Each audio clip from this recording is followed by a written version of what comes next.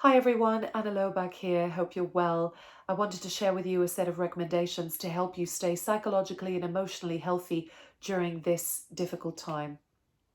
Our lives have changed so quickly. We've been asked to isolate ourselves, to practice social distancing. There's inevitable uncertainty with regards to jobs and finances.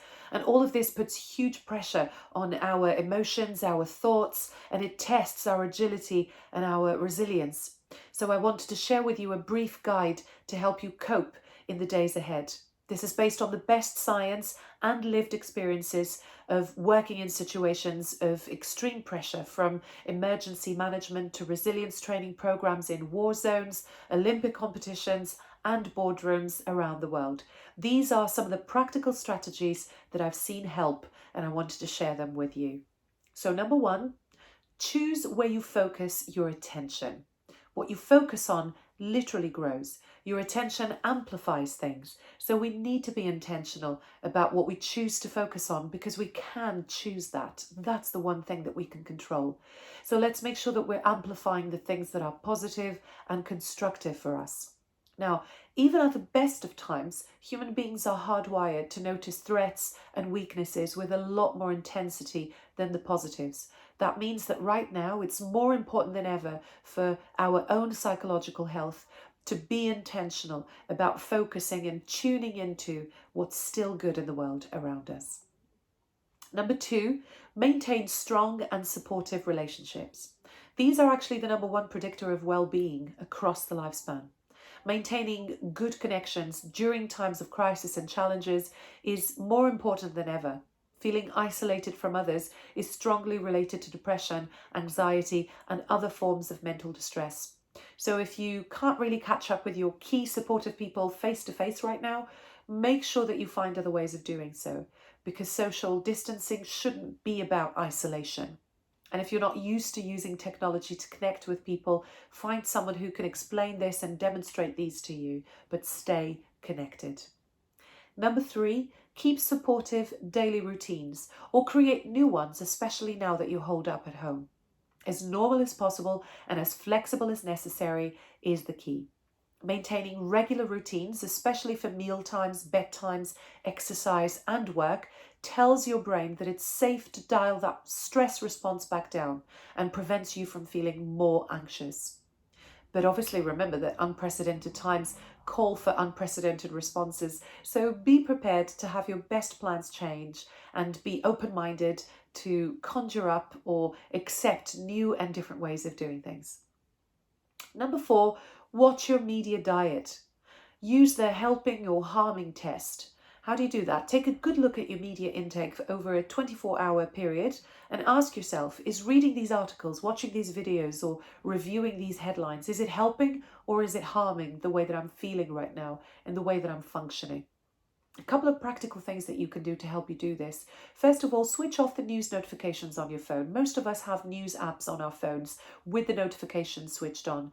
Every time you receive a breaking news alert, you actually send a stress signal to your brain that activates your sympathetic nervous system, your fight or flight autopilot.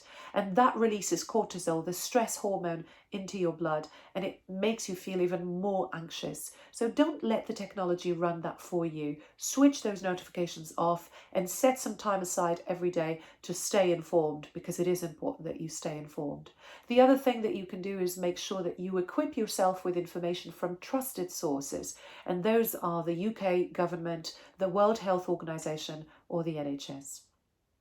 Number five, deliberately seek out the people and the stuff that make you happy. Research shows how vital experiencing positive emotions is for building resilience. Now, negative emotions, sadly, are contagious and they stick to us like Velcro, but prolonged feelings of helplessness are strongly associated with depression.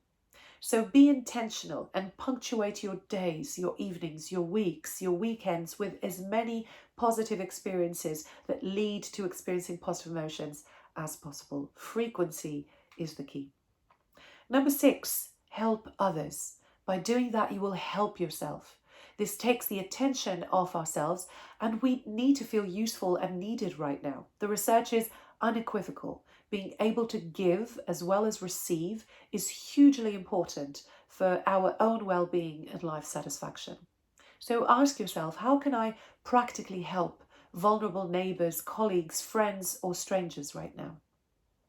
Number 7, give your brain a break from coronavirus. Avoid rumination. Avoid chewing over worries that will only make you feel worse. So make sure that you engage in activities that will actively switch on your mind and switch it off from chewing over things and ruminating. And finally, number 8, keep safe and don't be reckless. Stress actually breeds unusual behaviors, and it can sometimes prompt people to forget simple things like wearing seatbelts or stopping at red lights. So try to stick to your positive, productive routines. That's why they're there. And remember that this is a marathon, it's not a sprint. So put the right things in place to help you go the long way. Finally, if you find yourself trying to cope with extended periods of anxiety or stress that you can't seem to shake off, then please reach out to your GP surgery. Most GPs have telephone consultations available. And if you prefer, you can also reach out to helplines such as the Samaritans. They have a free helpline number, which is 116 123. That's 116 123. This helpline number is available around the clock every single day of the year, and it provides a safe place for anyone who is struggling to cope. And lastly, if you're worried about your physical health, then please call the NHS line 111.